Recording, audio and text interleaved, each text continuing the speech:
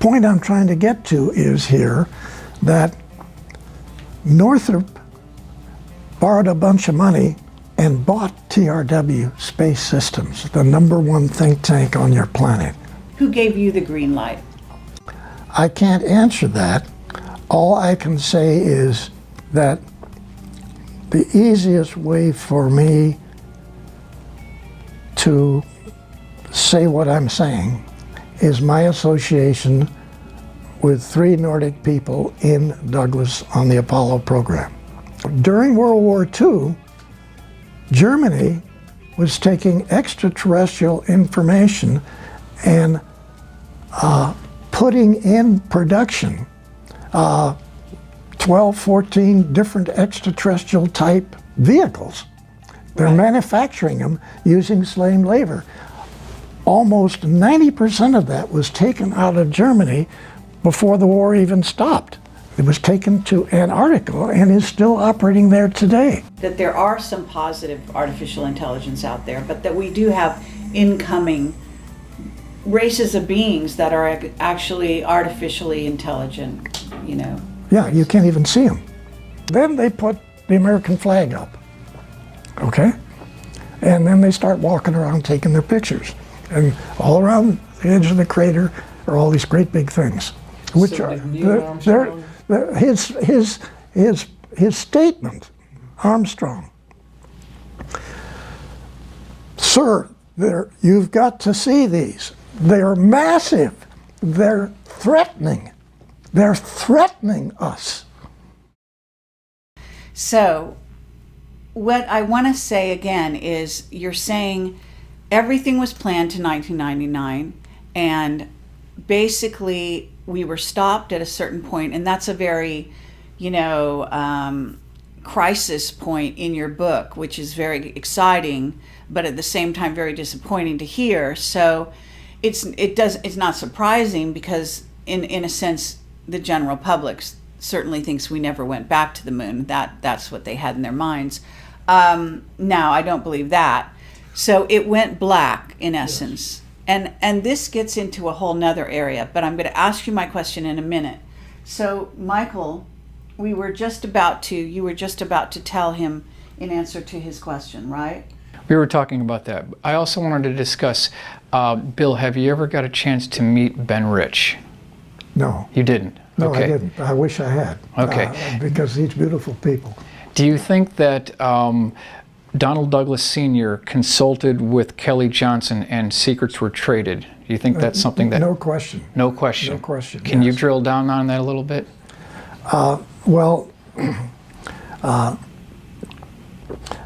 Donald Douglas was far more important in this whole thing than people realize. I'm not trying to give him a big deal, but he certainly was. And so he, for instance, knew Northrop.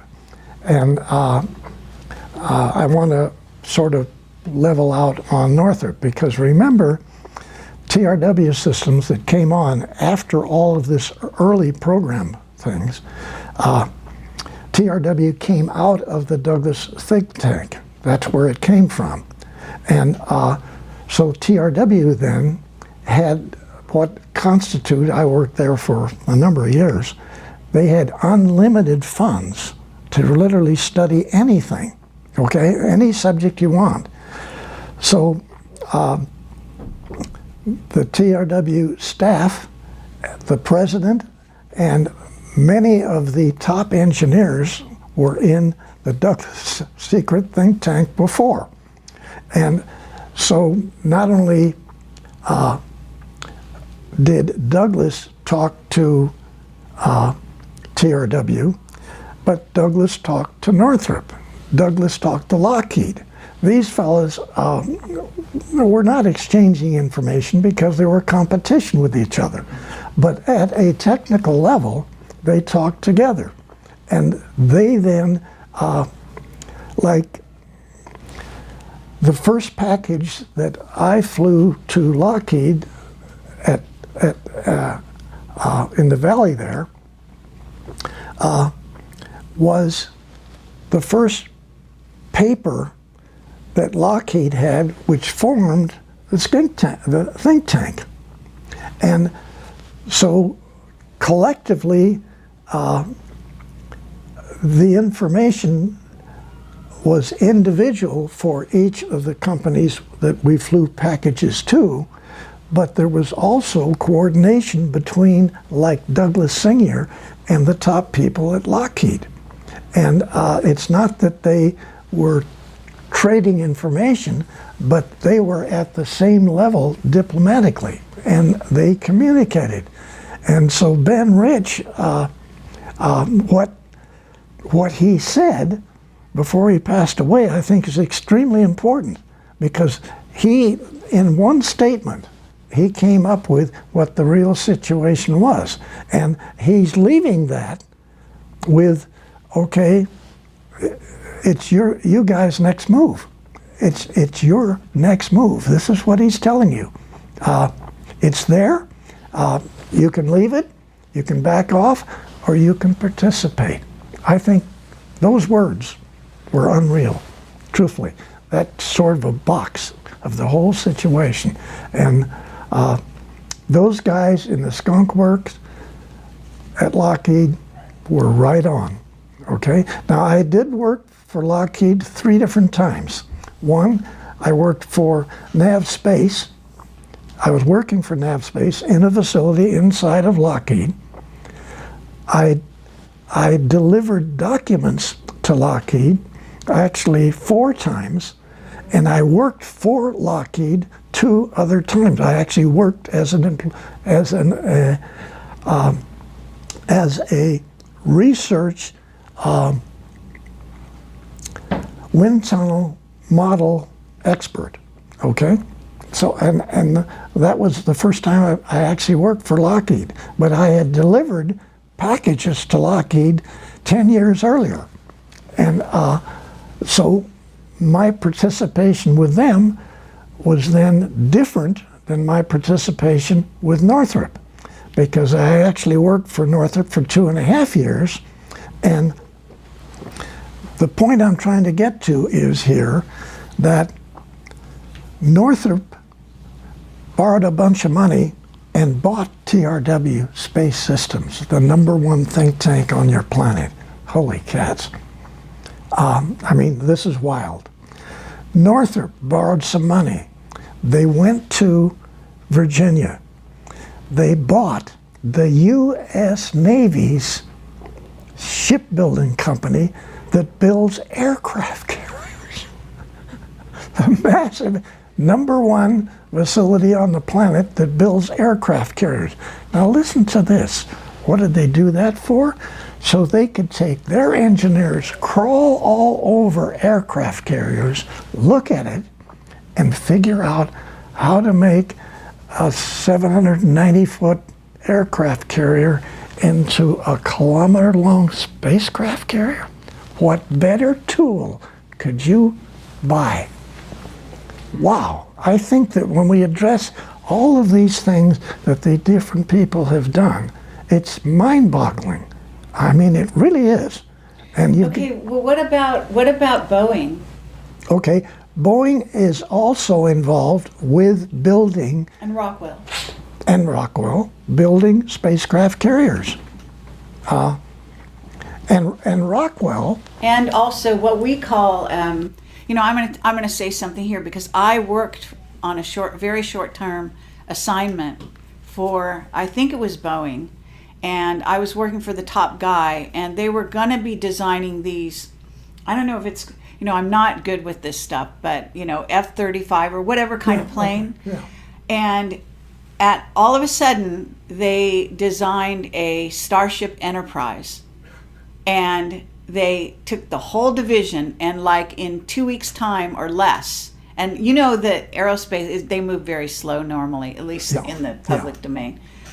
They packed everything up and they shipped it all down to a location somewhere like Redondo Beach. I don't know where it was. Further south, like maybe even further south than Redondo Beach. And they took some of the employees, and I don't know about all, but I mean, it happened so quickly. But I was working for the top guy, so I know that that's what they went to build. Fabulous. So, Ties right in. Perfect. Yes. yeah. So you're right on it. And you know, and it was exciting because they were excited to be packing up and going to do this exciting new project. And I almost, you know, wished I could go with them, you know. Right. But of course that wasn't my line of work. Yeah. But yeah, so I mean, it's fascinating what goes on. Now, what you're basically describing, though, is a secret space program that went secret kind of like gradually in a certain way, because some of this stuff was out in the public domain, right? Yes, it was, yes. And yet the secrecy became more and more dense over the years. And I know a lot of people are puzzled by that. So have you got an evaluation or a critique of how the secrecy got so tight? Is it the infiltration of the reptilians and the fact that you've got Nordics on one side, reptilians on the other, influencing the program? Well, that's one of the keys, yes.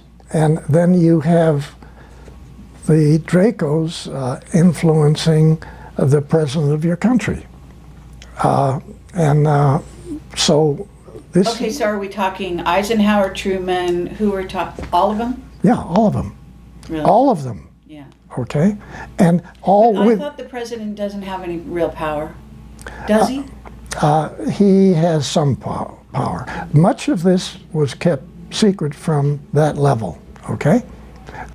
But MJ-12 is behind the scene, you know, orchestrating a lot of this as well. And you're saying this guy Douglas is part of MJ-12 in the Yes. early days. Yeah. Right. So he's very instrumental. Yes, and actually for him to talk, you know, two of the Navy admirals and two of the Army Air Force generals to put together the most advanced study group on the planet and put it into a secret tank inside of Douglas Engineering. I mean, yes, it separated several years later, but Douglas put this together himself based on the Los Angeles event. Right. I mean, this is staggering. Was Rand around during that time, or No. was that after? Rand came out of the think tank. Oh. Actually, there was this divorce that I talked about So in the you have book. TRW and Rand? Was it like that? Well, Rand, because of manufacturing taking over all control of Douglas and removing it from Douglas Sr., okay? They did. And so they didn't want any of this extraterrestrial stuff in their company. They wanted to make airplanes. I don't want them even here.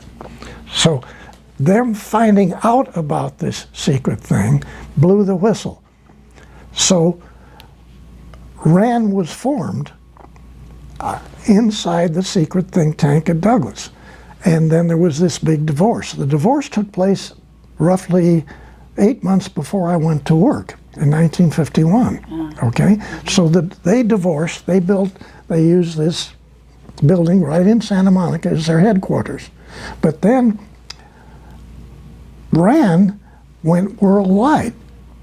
And if you go down to San Diego and you go out to Point Loma so you can get a view of San Diego, you go up to the top there where the view is.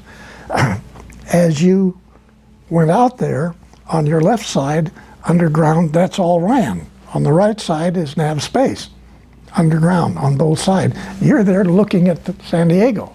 Right over here is all of this massive RAND thing, and all the way back on this side, nav space. You don't realize what came out of the Douglas think tank. How many years is this? That's 70 years ago. I mean, this is crazy. Okay, but let's also talk about NASA a little bit. Okay. Because at a certain point, I mean, you're coming from Douglas. This is a aerospace, an aircraft company, and you're bringing changes to Apollo that affect NASA. Yes. Okay, and top dogs at NASA are Debus and von Braun, and they're Nazis. Yes. And they really were Nazis. They were. They're Okay. SS. And okay, so it appears from your book even that NASA is maybe the first place that's infiltrated by Nazis and that ideology. Yes, that's correct. And so Paperclip was not just 10 or 12 German fellows coming here. It was a massive number of a tremendously massive organization that a little bit of it went to Moscow. All the rest went to Antarctica, in those big caverns in Antarctica. You got 5%. Meaning U.S. U.S., yes. Okay, but Britain got some. Yeah, but yeah, there's little bits. Okay, we, von Braun and Diebes, were both principals in that organization in Germany, and so you say, well, we got good ones. There were other good ones too that the Russians got, and many of them were still managing construction of extraterrestrial spacecraft carriers, which were being built underground in Germany during World War II. Okay? You mean when they came to work for us, they were continuing? No, during World War II, Germany was taking extraterrestrial information and putting in production 12, 14 different extraterrestrial type vehicles. They're manufacturing them using slave labor. Almost 90% of that was taken out of Germany before the war even stopped. It was taken to Antarctica and is still operating there today. Right. New Berlin. Yeah. Yeah. Unbelievable. Right. Unbelievable. So is that why John Kerry went down to to Antarctica while we had a presidential election being held? Okay. Okay. Well, I have whistleblowers who've talked about Antarctica, and I've released information about this. Now, I'm not a whistleblower, okay? I am simply an individual You're who has sanctioned been by the military. That's a whole different ballgame. Okay. All right. You're coming from a completely different angle. Most of the people that I deal with have worked in above block top secret. Okay, I may even have worked with you or near you, but they have come out of the organization. Then they start talking, in some cases violating their security agreements. Okay, I don't know what that's all about, but I am just trying to put it aside. I understand, but this is a radical change for the military to be actually bringing one of their own forward in this way. And I wonder if your enthusiasm is going to be catching? Are there going to be others like you? This is what we're hoping will take place. That's what I'm hoping will take place, because the public needs to know about this. The country needs to know about it. The planet needs to know about what has taken place. And we've been lied to. I say this over and over. We've all been lied to for a minimum of 6,000 years. Every country, every European country, every Asian country. Okay, but let's get into, and I apologize to you, but this is so important. Why do we need to know now? Because I get the feeling that you're actually coming forward at a critical time because of something coming. Okay, you could say that. I could say, in my opinion, I hope that this is going to take place.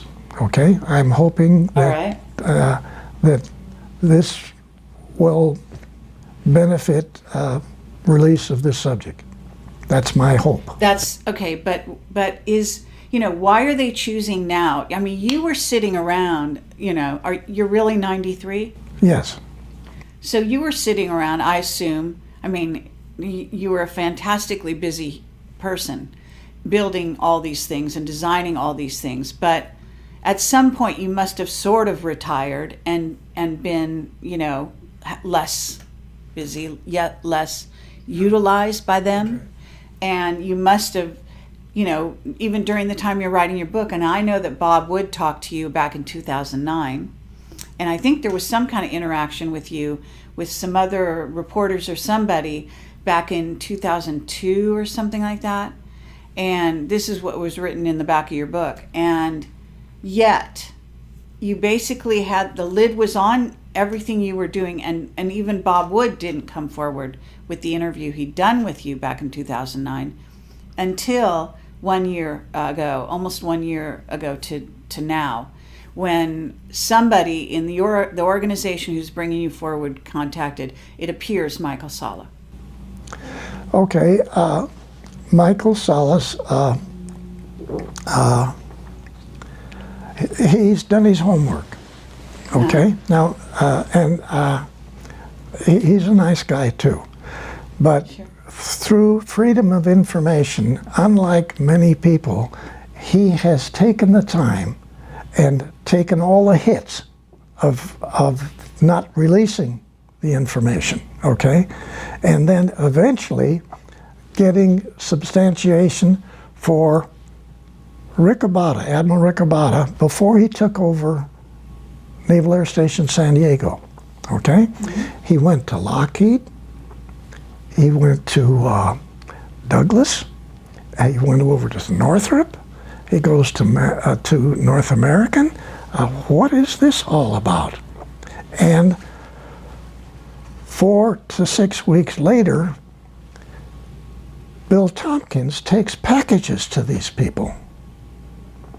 What is this all about? That's now been verified through freedom of information that Michael Salas has got, and he's got a great deal more information. He's been pulling substantiation for the things we're talking about here, okay? Verifying it. And okay, but that doesn't explain why it took you that long to come forward. Who gave you the green light at a certain juncture, approximately 1 year ago, to come forward? Well, actually, it's not like what happened 1 year ago. That I don't even know what that answer is, because let's go back to the south part of Oregon and this Navy League Council that I set up in Oregon. And I had my ship models. I put them in the big mall. We could talk about it. There was an article in the paper that some people in downtown Medford, Oregon, were going to have a Navy League Council. And so I get the information in the paper, and then I have people calling us.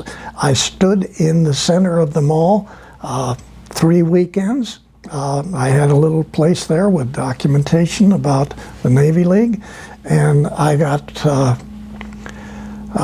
70, 80 people within about 3 months, and we formed this Navy League Council. Okay, what year was this? This was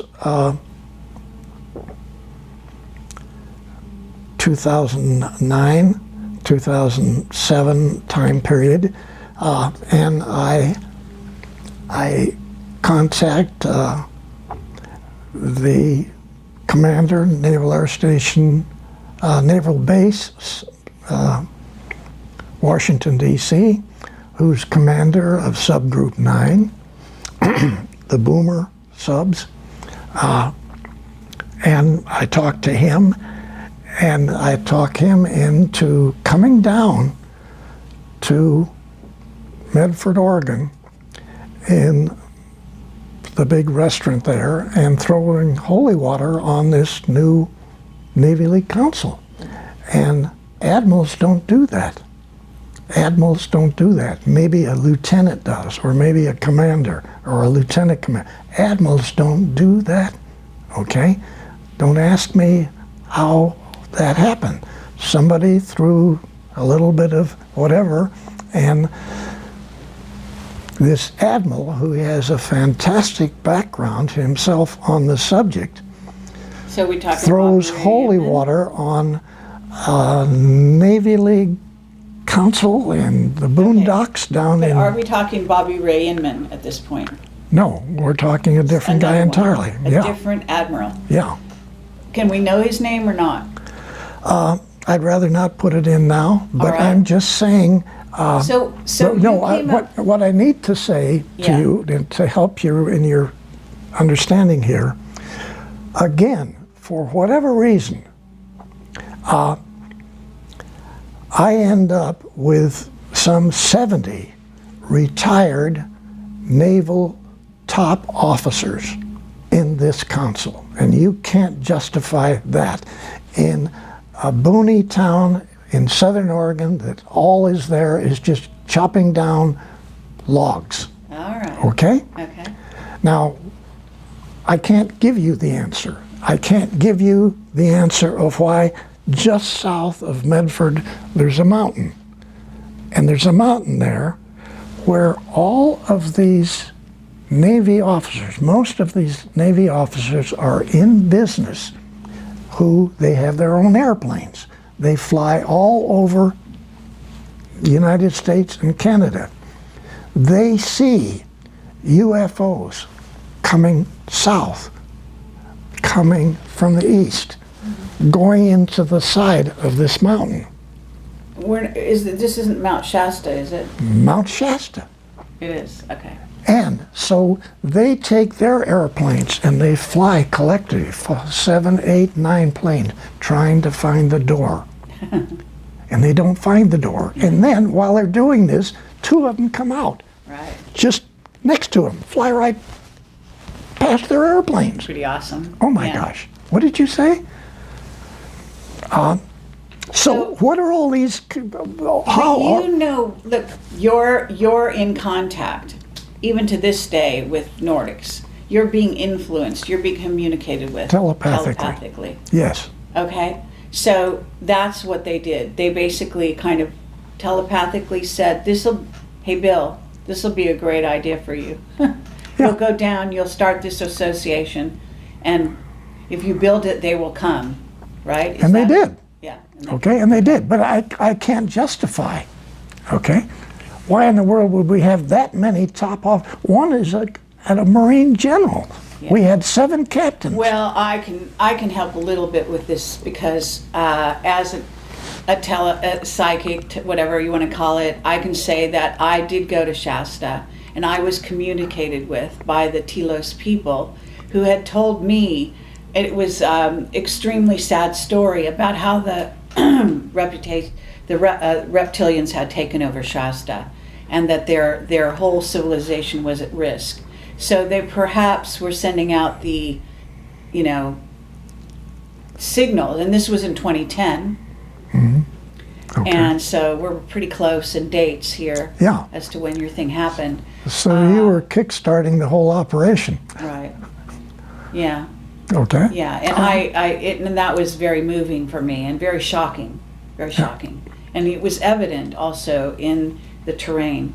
You could actually see there was a frequency fence of some kind that had been put up in that area that was actually killing the wildlife in Yes. the pine trees and everything. You could see everything was starting to die. Yeah. Which, But I have to say, it's really almost laughable that you have all these Navy officers. They're all in business, which requires them to have an airplane. They fly. They're talking back and forth between their airplanes. One guy's coming east, the other guy's north, and one comes out of the mountain here, another guy comes in on the other side, and then actually when 2 of them are flying together, they come right out and go between the 2 airplanes. I mean, and then you say there's no UFOs, okay? I mean, to me... well, I don't say there's no. I'm being facetious. Yeah, I know what you mean. We collectively say there's no such thing as extraterrestrials. I mean, yes, of course, and that's back in the ABCs of this whole subject matter. But amazing stuff. Really, it's just amazing. And so that does answer some of my question in that small way, how this thing germinated to where we're now talking today. But Michael, I know this is jumping back a bit. That's okay. That's all right. I'm But- okay. Did you get your question answered about the moon? Yeah, I think so. I want to just kind of get back on that really quickly. Bill, when Neil Armstrong and Buzz Aldrin landed at Tranquility Base on July 20th of 1969, were they given foreknowledge of what they were going to find when they got there, or were they just flying blind and they saw? Sort of had foreknowledge. Let me tell you why. Okay, we talk about these. You've heard their comments about, oh my gosh, there are other crafts out here. This is before you get to the moon. They're flying from here to the moon, and so then they describe some of these. Okay, one or two of the very large kilometer or 2 kilometer long spacecraft carriers came in from one side of the Apollo control module. So the Apollo's coming here, this vehicle is coming in like it's going to go exactly into the vehicle, our vehicle. And of course it makes the turn, and you essentially get the feeling you're being given the finger, okay? So you go on, you make your rotation around, you get all set up and to land. And so as you're landing from down behind the crater, these vehicles come up and park. Okay? Some of the guys come out and they stand there underneath on the edge of the crater. So we got 2 guys here and another guy still going around the planet up there, which he has to get back into. And they're doing their thing. Well, again, they didn't put the flag up first. They put up a Freemason flag, and then they got this great Freemason plaque, which they put down, and the Freemasons take over the moon, right? Okay, that's what the plaque is for. With these reptilians watching? Yeah, yeah. And so now then they put the American flag up, okay? And then they start walking around taking their pictures. And all around the edge of the crater are all these great big things, which So are did Neil Armstrong- his statement, Armstrong. Sir, you've got to see these. They're massive. They're threatening. They're threatening us. Wow. Did Neil Armstrong take motion picture film footage of these vehicles? Yes. He did. Yeah. Okay. And what do you think was the talk inside the command module when they redocked with Michael Collins? What do you think Buzz and Neil told Michael Collins? What was that discussion about? Oh my God! Yeah. First of all, okay, really, because this is totally. Now, remember, we had sent up vehicles with cameras on them to go around the moon to try to figure out, you know, all of the requirements, not only for the selection where the landing was going to be, but try to come up with some sort of a feel of what our situation was going to be when we got there, okay? So that's all been going on before. So we have seen and we have photographed structures on the other side of the moon. And next to those structures, a ways away, are foundations of many different buildings that are there. So we've already photographed. We knew that. Okay, well, I'm going to go back even further than that, though, because we know the Nazis had been to the moon, right? Yeah. You admitted that, and not only that, but one of my witnesses, Mark Richards, is Captain Mark Richards from the Secret Space Program, from Space Command. He is a Navy, he was a Navy officer on the side of the Navy, and he was, I don't know if you've ever heard of one of the craft that he was famous for flying, which is called Minerva, which is an artificially intelligent craft Vehicle. That very few people can apparently even interact with, let alone drive. Yeah. So Okay. he's in prison in Northern California because I guess he's been framed for murder, and he's the enemy of the reptilians who are in office and Dracos. But he said that by the 60s and early 60s, we had a base on the moon, even though we'd been told no, we couldn't. Okay. And he said that's because Curtis LeMay wouldn't take no for an answer. Could be. I don't know. That sounds a lot You don't like know Curtis about that No, part. I don't know. Okay. But that could be possible. All right. Okay. And he read your book because I sent it to him, and he said it lines up with everything he knows. Okay. I'm sorry he's in prison. Yeah. Well, I think that with your revelations, maybe someone could actually turn some keys somewhere and get him out. Yeah. He's almost an elderly man at this point. He's in his late 60s, I think. Oh, okay. Not as old as you. Yeah. But he was chosen the same way you were, he said, when he was Yeah. very young. Well, that's where I was trying to get back to him, that All right. it's not just one or two people that are selected, okay? There's hundreds and hundreds of these people actually all over the planet. There's Russians too, and there's Chinese. And so, but unfortunately, not making this nice, some are on their white hats, and we like them, but we've got a lot of people with black hats that are selected to implement whatever. And this is a real problem. And you can't cover this part of it up and just say, I don't believe that, okay? Oh, yeah. We are stuck with situations, plural, not one, but situations with which we don't have control over. And we are being used, we have been being used, and I hate to say this, but we're just a laboratory for them. Stop and think, that's not your moon, this is not your planet, and they own the planet, and we are their lab.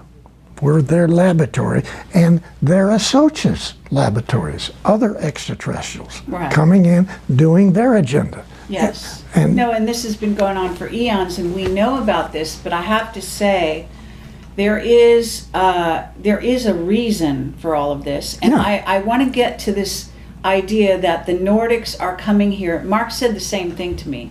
Around the same time you're releasing this, he was saying to me on my one-on-one interview with him in prison, I go to interview him in prison, I've done it 5 times now, and he said, the Nordics want the humans to come up to speed militarily and in terms of consciousness, etc., so that they can join the fight against the Reptilians and Dracos that are basically plundering the galaxies, taking over planets, etc.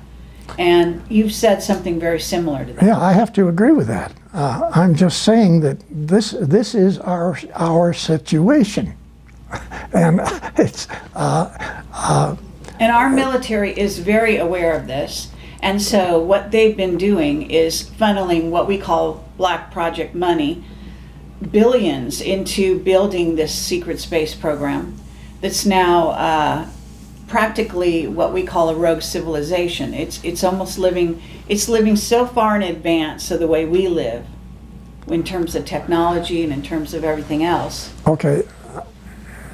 Adding to that, you have Solar Warden. People don't believe that we have Solar Warden, okay? I believe it. Yeah. Okay, but it is 8 Navy space battle groups with destroyers, cruisers, other vehicles, support vehicles, transports, trucks, all kinds of stuff. They're operating off of Nordic bases, okay? Their families, their children live in Nordic facilities. They go to Nordic restaurants for food. Just like the 6 people in Lockheed, which are here, working, or they have their own facilities in an area in Burbank. Those 6 fellows have wives and children. They're in the public schools there. They go to restaurants and they go. Nobody knows their And Nordics. the manager of that 6 group, they are. They have their own mission, which again is talking about this region of the galaxy, this arm. And so they could just as well have been on board the moon facilities, but they're local.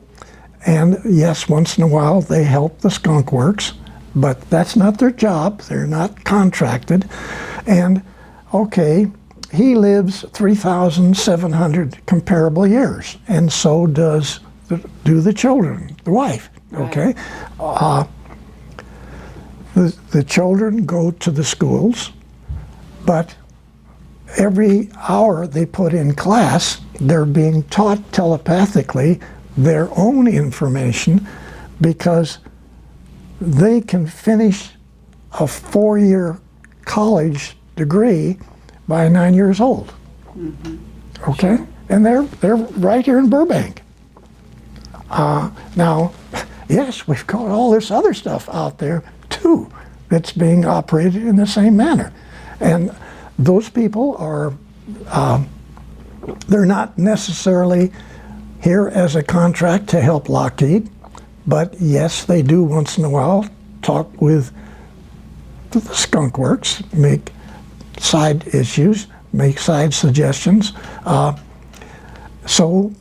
Okay, but what about you? Because you're 93 years old. Were you not offered to live 3,000 years, or did you?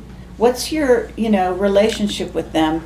Are they just giving you upgrades so you lasted even this long, or are they gonna allow you to leave the Earth and leave this body, this vehicle, and go back and join them? Let's talk for a minute about extended life. Yeah. Okay, now extended life didn't start here in the United States last week. Okay, mm-hmm. Extended life was even implemented into the information that the Draco reptilian group educated some of the German people. So no doubt about it. Now, so again, you say, well, what's extended life? Extended life was heavily involved in the secret think tank inside of Douglas. Okay, another subject. But then at TRW, where I worked later on, it was a really big program. I mean, really big program with hundreds of people involved. Okay? But even before that, the Nazis were reverse aging people. Yes. I have a witness about that, who actually said Werner von Braun was one of them. Okay, I've heard that. I don't know that. All right. Dr. Debus, all I got was he shaked his head. So I don't know that when that came up. Shaked his head no or yes? No. Uh-huh. So maybe he was, I don't know. Right. All well, right? Why would they tell us? Yeah, but okay. Whatever. And I spent a lot of time with that whole week with essentially the #1 guy managing NASA. Okay? Right. Von Braun was supposedly the head of everything. Debus was the real head of everything. Okay. Okay, back to extended life. As it is sort of addressed today, what you do is you take an aspirin-sized pill, one every month for 4 months, okay? Or it could be an injection. Immediately you start feeling much better, okay? Immediately you start feeling much better. At the end of, or probably way before 4 months, the guys revert back to the latest number is 29. I've heard 23, I've heard all different dates, but say you go back to 29. So you've got everything physically that you had at that age, muscular, everything. And the young ladies go back to 21, okay? You have everything that you had at that point, plus you have a minimum of 400% greater capability of your brain, okay? Okay, so that, you have said that on other shows. Now I want to know, again, what's their relationship with you? Are you going to take one of those pills one of these days? I want to sign up for the program. You do? Yeah, I want to sign up with the program. I want my wife to sign up for it. I want my son to sign up. I want my daughter and their families to sign up, okay? But is there a but in there somewhere, or is that fine, or have you gotten an, okay on that? Or? I haven't been able to sign up yet, okay? But I'm just saying that's a very real program. It has accomplished both men and women to move partway back, not the full 400% of the mind, but like 350, okay? The plan is 400% maximum, maybe 800% greater use of the brain. Obviously, what the Nordics are already using, okay, because the Nordic guys and girls go to 3,400 years. Come on, comparable years. So this is, again, part of our problem here, because we're being taught by the reptilians lies. We're being taught incorrect information, even incorrect astronomy. Yes. Everything is incorrect. Yeah. This is insane. Okay, but one footnote. The Anunnaki that Zecharia Sitchin talked about, the Anunnaki are these reptilians, are they not, in most cases? Yeah. But there are some positive Anunnaki, are they not? Aren't there? In other words, that have started to change their ways, let's say. Yes, and we got these blue people too. They got a little hair on their legs, but they're nice people. Okay, they're helping. And they're very tall. Yes. Yes. And but I've been in touch with them as well in India. Wonderful. They're good people. Yeah. Wonderful. Yeah. But we're just talking about 2s and 3s here. We've got, documented 23 different types of extraterrestrials, most of them being good people, okay? But then we've got these massive capability with facilities of the Draco extraterrestrial side that, they're controlling. And they don't just control this planet, we're just one of their planets that they control. Is Mars under their rule or not? Because I know we have bases on Mars. Yeah. Right? Yes. And so one of the whistleblowers out there says there are wars going on because there are different bases on Mars between those bases. Okay, and yes, many people, including myself, have watched partial wars with vehicles diving on top of other vehicles from the coast right here, halfway between Long Beach and Catalina Island. Oh, sure.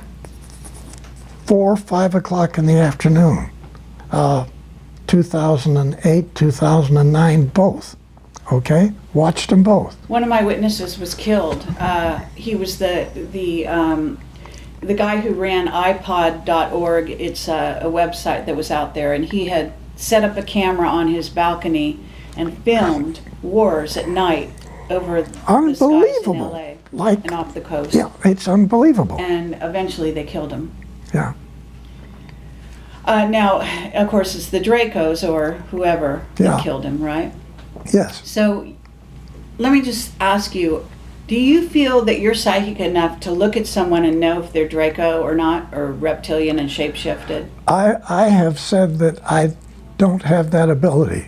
I at times pick it up, Right. okay? But I don't have that expertise. Okay. But I can, for some reason, I know that SOB that was right down the hallway, right here when we came in, could be a problem. Oh, wow. And I don't know why he was down the hall. We sort of were on the run to get in here because you wanted to get started. Sure. I saw him, Okay. okay? That's great. And I don't know what that was. Yeah. No, He knew you were here. yes. Oh, come on. We're so Yeah, no, yeah. surveilled. It's crazy. Yeah. Yeah. No. Well, I want to talk about AI as well. And I don't know if we're completely done with this reverse aging idea.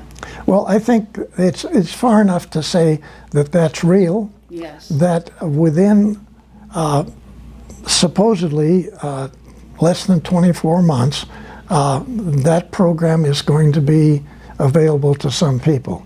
Now, if you have enough money and if you have enough facilities, maybe you can get on the list first, okay? I don't know how that's going to work. Right.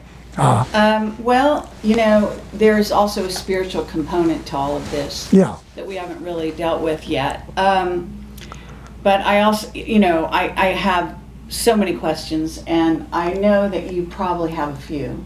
So I want to give you some time. So at a certain point, we got to manage our time. okay. So one last question in regard to this whole sort of scenario in, Draco, reptilians, etc. Mark Richards talks about the raptors as being a group of reptilians that went off planet after the dinosaurs. That when they said the dinosaurs went extinct, they didn't actually go extinct, but Yeah, they're a certain group of them, from what I understand, went underground and stayed Yes. here, and then a certain group actually left the planet, and they're called the raptors. Have you ever heard about the raptors? I've only heard what you've just said, okay? But And that they have aligned themselves now with our Navy and Air Force. They're closest to the Air Force, and that they're working with us because their queen was basically told, in essence, that their trajectory of their race would be more positive if they align themselves with humans in a positive way instead of continuing to eat us. okay, I guess I don't know that. All right. I'm not familiar But you enough do with it. know that reptilians and Draco, the blood sacrifices, the whole Luciferian thing, the kids being killed and eaten. I mean, that humans have been eaten and taken off planet, et cetera, and used for slaves in other colonies, etc. I hate to say that, but that's far worse than what you've just said. It's Okay. far worse. Yes, far worse. Far worse, yeah. And that the whole blood situation is it's unbelievable, and Right. I don't know how we say that to the public. I don't know how. But Well, we have been wait a saying minute, just a second. On that part of this whole subject, to me, if we get into that, and I know all about it, okay, All right. far more than you know. Sure. All right. I'm sure.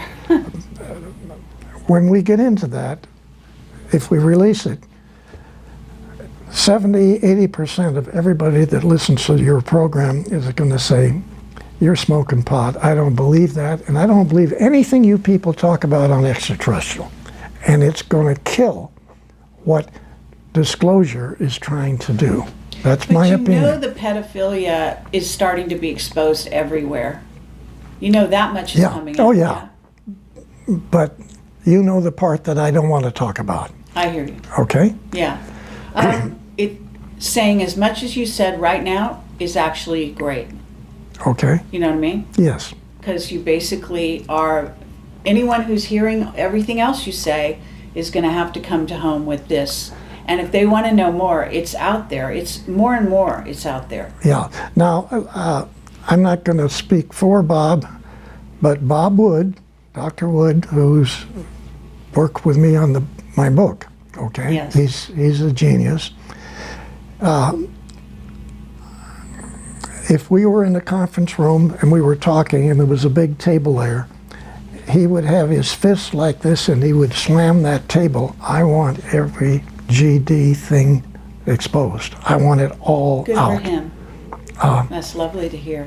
And I have to say, I'm having a hard time disagreeing with him, but Well, we could do another interview on that subject so that, you know, this one, it goes out, because I know you really want this information out.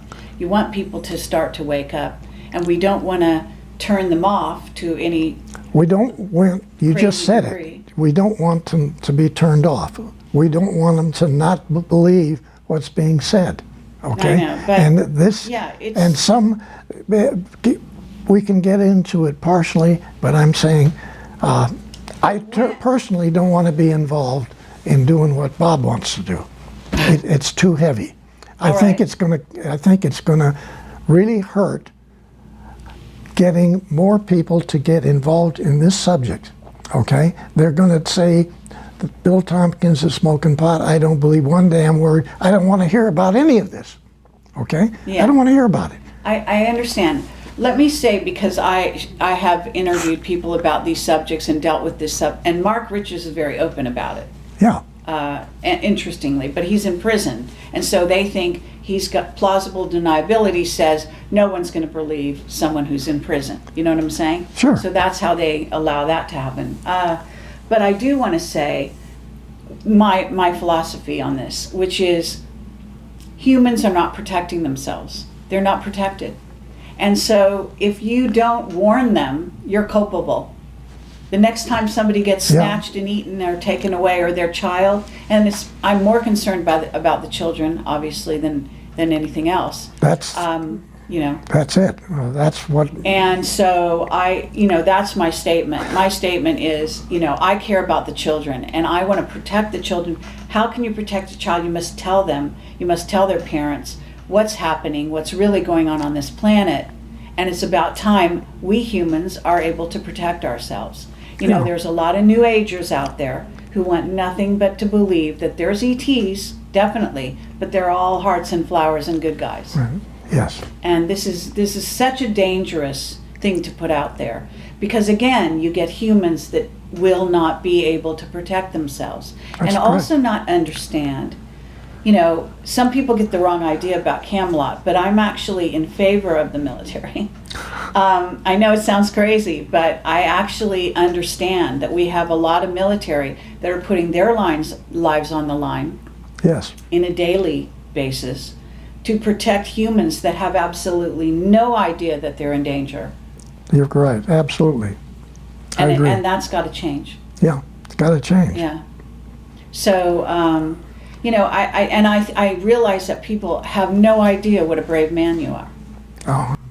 You are, I just wanted this statement made on my interview here, that the courage that it takes to actually do what you're doing right now is phenomenal.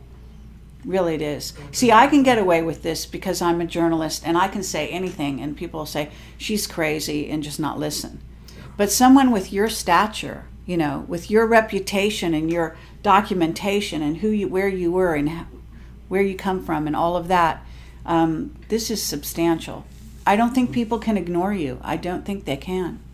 Well, I sure hope they don't, because frankly, we need help. Yeah.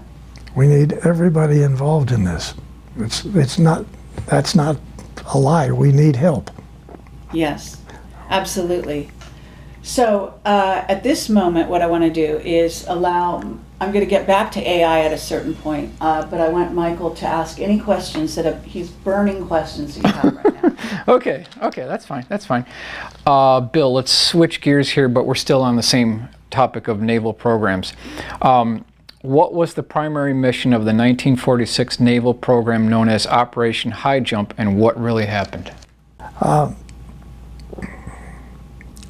Very interesting. Essentially, the World War II had ended. We didn't win. It's just sort of ended. And the Navy had been involved with the German facilities in Antarctica and the Draco reptilian facilities in caverns in the Antarctica. And this program was well accepted. And then when Paperclip took place, this is where many of the German elite technical people left Germany and went to their facilities in Antarctica. Some of them went to Russia, some went to England, and a large number of them, Von Braun and Dr. Debus and their people, came to the United States. So there's an admiral called Admiral Nimitz, and he got with another Navy admiral, and they formed the largest U.S. Navy battle group that we had ever had, with the number of ships and the number of facilities, personnel. There was over 400 airplanes involved. Many of them were enormous flying boats, PB-3s, TBFs, which were all in this battle group that went to our South Pole to clean up the mess down there, okay? There are large tunnels underneath the water all around Antarctica where the Germans, with very, very large truck submarines, had been taking facilities from Germany to Antarctica, the facilities in Antarctica. So everybody said, we got Paperclip here in the United States, but you don't realize that 60–70%, even slave labor personnel, were put in these submarines and taken back to Antarctica through these big tunnels to very large facilities. So yes, there were extraterrestrial UFOs there too, and there were some production German UFOs also. So when we got within what you would call battle range of Antarctica, we had already flown half of our aircraft to the other side of Antarctica with the facilities to enter the mainland from the other side. We were going to come in from essentially the Pacific side. So UFOs came up out of the ocean at both sides. They eliminated every aircraft, including all of the helicopters, flying boats. Every aircraft we had were eliminated in about 20 minutes.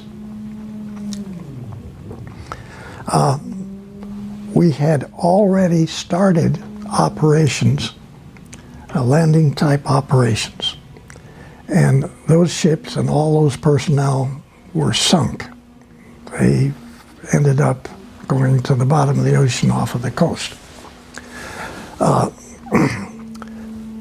So Admiral Byrd and Admiral Nimitz, with the tail between their legs, took off back to the United States as fast as they could go, okay? And never went back. A little bit like going to the moon and never coming back, okay? So that mission obviously failed to do any damage because they were supposed to go out there, pick up a bunch of prisoners, bring them back, and then blow up all of the facilities with this massive U.S. Navy battle group. And we didn't do that. We came back and we're not going to do that again. I think that basically says what the mission was and what happened, okay? And essentially, you haven't gone back again since, and you probably never will. So you don't have the capability to fight the Draco reptilian technical capabilities. But there are people going there. Yes. There are military going there. Yes. And they have also a telescope there that's supposed to be specially stationed to look for the incoming of Planet X or Nibiru or whatever. Well, they have a facility there like you have, your Air Force has at the Offutt Air Force Base in Omaha, Nebraska. There's a picture, a drawing that I made in the front of the book where it shows the command center, which is not a command center. What it is, it's a receiving center for information in this part of the galaxy, right, for us. And then you have a separate command center that the Air Force has in that big mountain range.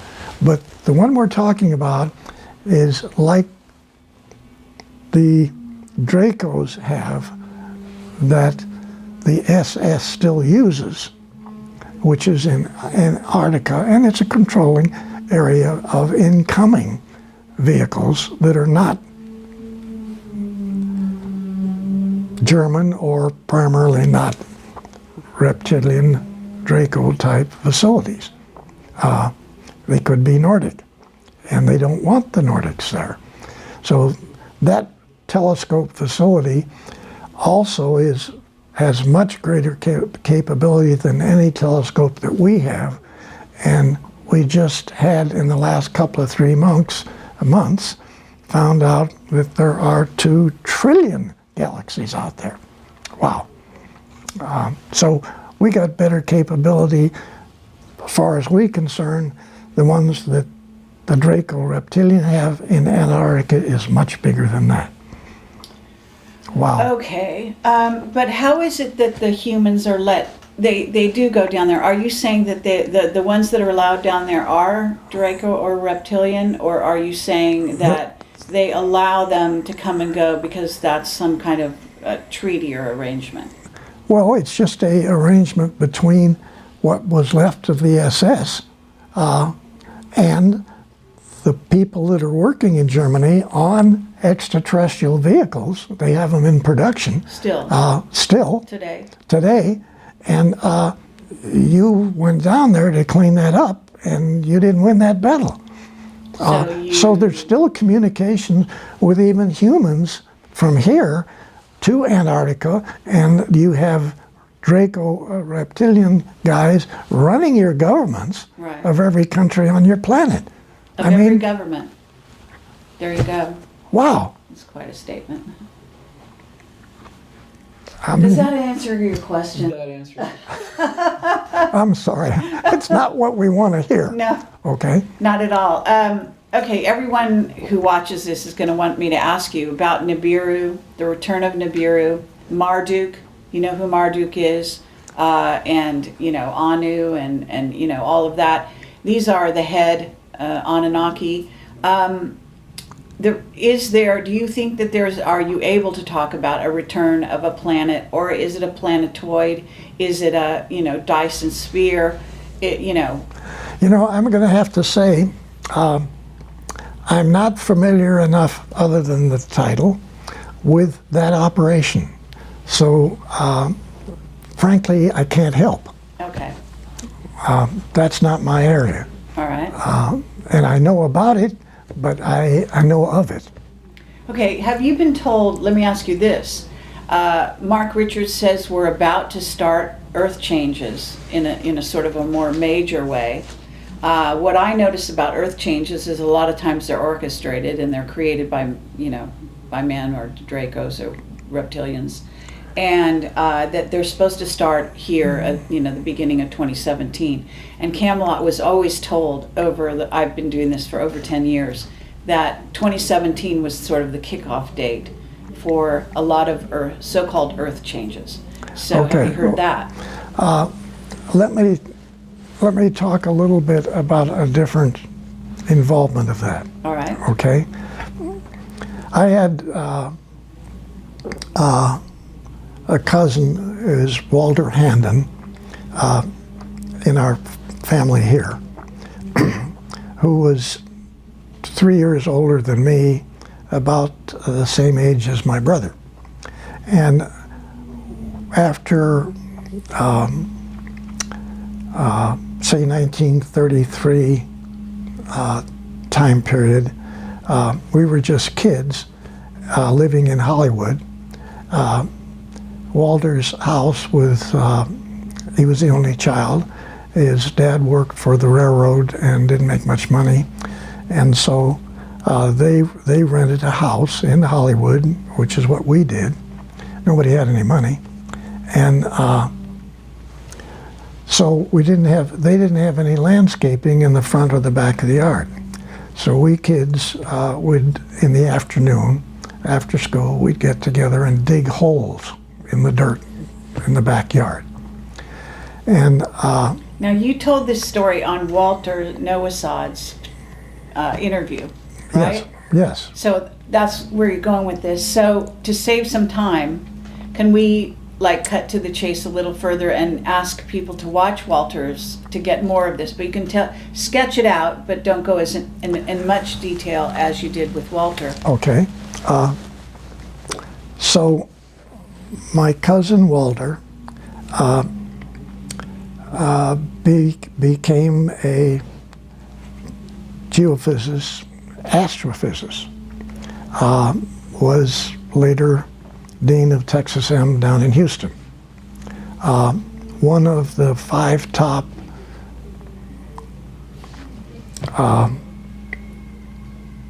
astrophysicists, I guess, in the country. And so he continued to come to California, and he would stay with us. We were living in San Fernando Valley, and I was working at TRW, and he was a consultant to TRW. And so TRW had astronomy and every other technical field going, with many different sub-laboratories working on it. And so we were very, very aware of the problems geologically with planet Earth. And this gets into not just Noah's problem, where he had the flood and he took care of it quite well, but there had been 7 floods since Noah's flood, and one of those was really bad. But what takes place here, and is a little hard to visualize, way back, the planet only had one continent. And as we know, those continents, well, the planet was trying to fix its uneven rotation. So the planet separated into different continents. So what's taking place since then, on every so many years since that took place, 2 major things take place. Well, 3, I'm sorry. One is that every so many years, the planet has literally dozens and dozens of volcanoes all running at the same time from Alaska down the Pacific coast to the Pacific coast of South America. The Ring of Fire, what's called. And they have these continuous volcanoes all going. Fouls up the atmosphere on the planet to where a lot of people don't make it. A lot of fish don't make it. Now, then separately, we have this situation where we have earthquakes. Some of these are really bad. Then the third thing is the real problem. Today, as we're talking, the Pacific plate is climbing up on top of the American plate, which would be United States, and it's getting ready to push it down into the magma. And the same thing will happen in South America too. It'll climb up over South America and push the Andes and everything on down into the magma. So not too many people live through these kinds of events. So essentially, planet Earth is not a really choice place to live from the geology standpoint. We know that there are hundreds of million galaxies out there. We know that there's millions and millions of stars in our own galaxy, and that there are millions and millions of other planets which are at supposedly the right location out from the star, not too close in, not too far out, rotating, which produce unbelievably 2 and 3 and 4 times the size of Earth, total Eutippides, unbelievable planets, unbelievable atmosphere, gorgeous places to live, okay? So when the people in the secret think tank inside of Douglas were doing their studies, they came up with a thrust to review the geology of the planet, confirm the situations with the support of the Nordics of moving people off of the planet to other stars, planets that the Nordics are very, very aware of, and live their utopian lives. Okay? So when you look on page so-and-so in that book that I wrote, Selected by Extraterrestrials, you're going to see a detailed drawing of a 17-kilometer long space transport, which came out of one of the many designs of extraterrestrial type vehicles for the U.S. Navy. Okay? Now you have to ask the question, what's the relationship of the geological part of the planet and the fellows that were studying our problem here, which of course was extraterrestrial, but then it's also geological. Wow. And so these two things were put together a long time ago. And yes, you got nice suggestions by your cousins, the Nordics. Look into this, gentlemen, ladies and gentlemen, look at it. Take a real good look at where you live, and what is the next date for either one of the 3 problems to hit us again? Okay. Oh my goodness. What is it? We're overdue. We're overdue for that day. Unquote. Okay. Now, my cousin, Walter Handon, was in on everything that I just said. He was the top expert to the most advanced astronomical space think tank on the planet. Okay? So is he still alive? No, he passed away quite a few years ago. Oh. Real nice guy. Right. he and I brought this stuff back and forth just continually, and for him to be consultant of the company that I'm working for, you know, that was really beautiful for me. Well, may I ask why, like, can the Nordics help somebody like that before they die, or is that a choice? I think... Or are you sure he died and didn't just go to another planet? Okay, there again, a lot of people don't believe that they have many lives, okay? Some have more than others. Oh, okay? yeah, absolutely, I believe We it. don't just die here and that's it. Sure. Okay, and we've got a whole lot of other stuff we got to do. Yeah. Okay, and so TRW again in their programming on that particular subject actually told John Walder almost the date that he was going to step out. Oh, okay. And told him which of 7 different previous lives he was going to relive. New versions of. Oh, uh-huh. And I thought that was kind of cool. Right. Now, I can't prove that. I'm only saying this is what he tells me. Well, it makes And logical sense. I'm saying that I personally, my wife and I, our family believes that, you know, this is only part-time here. Mm-hmm. You've got a real job out there. Sure. And so there's got to be that relationship, yes. Absolutely. Okay, very good. In fact, you're going to have a lot of fun in another one of yours. I know that.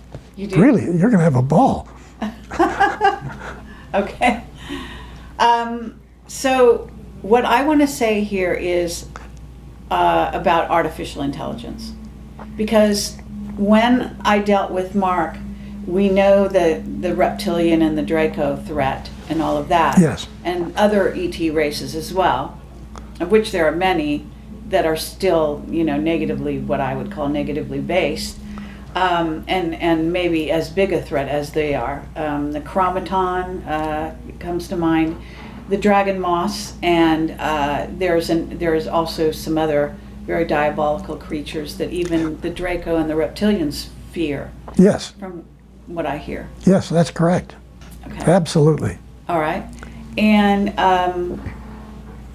what about artificial intelligence? Isn't that a threat? I mean, I was told by Mark that there are some positive artificial intelligence out there, but that we do have incoming races of beings that are actually artificially intelligent, you know. Yeah, you can't even see them. There are some invisible ones, yes, he Yeah, said that. you can't even see them. Intelligence. So you've dealt with this? Yes, Yeah? no question. And maybe not 1 or 2, maybe like thousands. Oh, really? Okay, with agendas. Yes. And unfortunately, again, both pro and con. Right. White hats and black hats. Yes. And some of them are essentially supporting Draco reptilian type of missions, Sure. and some of them are helping Nordic and the blue people. Okay, the blue guys are really good people, really. Yeah, they're I that. Okay. Yes, I agree with that. So you know. Wait a minute. This little dissertation right here yes. has been fun for me. Oh, good. I'm like having fun Excellent. with you hitting on me. With this, you're trying to bang me. You're trying to hit me over the head. And really, you know so much about this subject. It's unreal. Oh, that's I just have to say, I have to say, well, coming from you. That's what I'm saying. no, I have to say, you're beautiful. You really know. You really know what's going on. Thank you. Thank you. Thank you. Really. Well, you know who I have to thank. So Okay. I'm not going to take all the credit there. But thank you. That's lovely Yes. to say. Thank you very much. Okay. What are we on time? What time did you want to get out of here? It's 2 o'clock. It's 2 o'clock. Okay. So we have kept you for a very long time. Okay. I can wrap this up here. I think Okay. maybe this is plenty of time for a person of your age, even Okay. though you're not always going to be this Yeah. age. Yeah, I get right. that. But so I guess cameras are still rolling, and I guess we should wrap this up. And I want to say thank you I very love much. you. Love you. Love you, and Okay. thank you for your Yeah. service to humanity. Okay. Okay? Appreciate it. And I mean that from the bottom of my heart and the top of my heart. And Michael, thank you so much. Yeah, I thank know you, you've been Michael. a bit slighted, but your presence Yeah. has been very welcome. Thank you.